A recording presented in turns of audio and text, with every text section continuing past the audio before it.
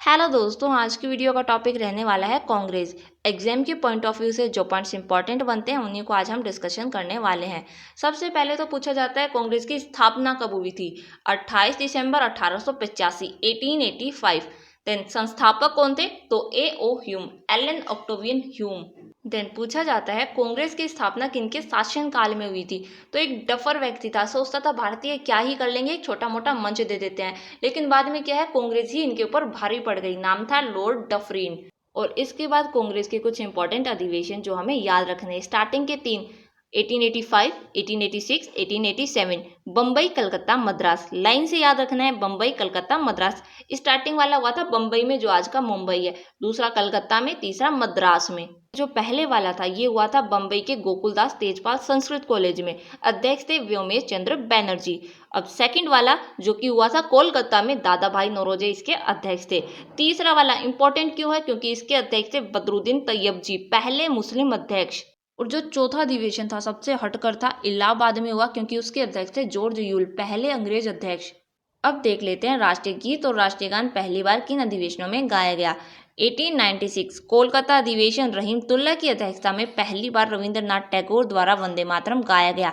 1896 में वंदे मातरम गाया गया कोलकाता अधिवेशन में। देन 1911 कोलकाता अधिवेशन। 1911 कितनी बार एक है, इमेजिन कीजिए, सभी स्ट्रेट होकर खड़े हैं। और इस तरह से कब खड़ा हुआ जाता है, जब जनगण मन गाया जा रहा हो। तो पहली बार जनगण मन गाया गया 1911 कोलकाता अधिवेशन में। किसकी अध्यक्षता में, तो विशन नारायण धर की अध्यक्षता में। और इसके बाद कांग्रेस का ब्रेकअप और पैचअप कराते हैं। ब्रेकअप कब हुआ था, 1907 सूरत अधिवेशन, रासबिहारी घोष की अध्यक्षता में। सभी में सह का साउंड आ रहा है। सूरत 1907, रासबिहारी घोष। जब रास नहीं आए किसी को तभी तो ब्रेकअप हुआ। और जब ब्रेकअप होता है तब क्या कहा जाता है, वापस अपनी सूरत मत दिखाना। तो सूरत अधिवेशन 1907, रासबिहारी घोष की अध्यक्षता में कांग्रेस का विभाजन हो गया गरम दल और नरम दल में। और अब पैचअप भी करा देते हैं। तो पैचअप होने में लगभग 9 से 10 साल लग गए। 1916 लखनऊ अधिवेशन, लखनऊ में लाख बार बनाया तब जाके पैचअप हुआ। और अब ये हमें मजे से याद हो चुका है। तो इसकी अध्यक्षता किसने की थी, मजूमदार ने की थी। लखनऊ अधिवेशन 1916, अध्यक्षता किसने की थी, मजूमदार ने की थी। देन कांग्रेस की प्रथम महिला अध्यक्ष कौन और कब बनी, तो 1917 में खतरा बनकर पहली अध्यक्ष बनी एनी बेसेंट, कोलकाता अधिवेशन में। लेकिन ये क्या है ना, भारतीय नहीं थी, ये आयरलैंड की थी। ठीक 8 साल बाद 1925 कानपुर अधिवेशन में प्रथम भारतीय महिला अध्यक्ष बनी सरोजिनी नायडू।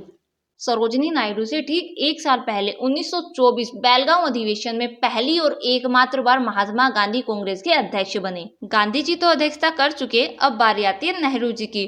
ठीक 5 साल बाद 1929 लाहौर अधिवेशन की अध्यक्षता करते हैं नेहरू जी। और यहीं पाकिस्तान में पूर्ण स्वराज्य की मांग की। और इसके थोड़े से टाइम बाद, बस 2 साल बाद 1931 कराची अधिवेशन, ये भी पाकिस्तान में है, अध्यक्षता की सरदार वल्लभ भाई पटेल ने। और यहीं उन्होंने मौलिक अधिकारों की मांग की। देन 1938 हरिपुरा अधिवेशन, अध्यक्ष बने सुभाष चंद्र बोस। और नेक्स्ट ईयर 1939 त्रिपुरी अधिवेशन में भी इन्हीं को अध्यक्षता के लिए चुना गया।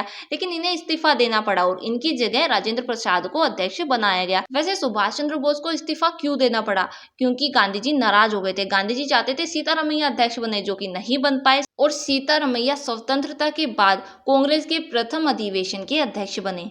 और अब कुछ बेसिक पॉइंट्स। गरम दल के नेता कौन थे, लाल बाल पाल। लाल बाल पाल मीन्स लाला लाजपत राय, बाल गंगाधर तिलक और विपिन चंद्र पाल। इनमें बाल गंगाधर तिलक और विपिन चंद्र पाल ने कभी भी कांग्रेस की अध्यक्षता नहीं की, जबकि लाला लाजपत राय ने 1920 कांग्रेस के विशेष अधिवेशन की अध्यक्षता की थी। देन भारत छोड़ो आंदोलन के समय कांग्रेस के अध्यक्ष कौन थे, अब्दुल कलाम आजाद, जो कि सबसे कम उम्र में कांग्रेस के अध्यक्ष भी बने थे। और आजादी से पहले सबसे लंबे समय तक बने रहने वाले अध्यक्ष भी अब्दुल कलाम आजाद हैं। जबकि वर्तमान में सबसे ज्यादा समय तक कांग्रेस की अध्यक्ष रही हैं सोनिया गांधी। सो गाइज, आज के लिए इतना ही। आई होप आपको समझ आया होगा। मिलते हैं नेक्स्ट वीडियो में न्यू टॉपिक के साथ। थैंक यू, जय हिंद।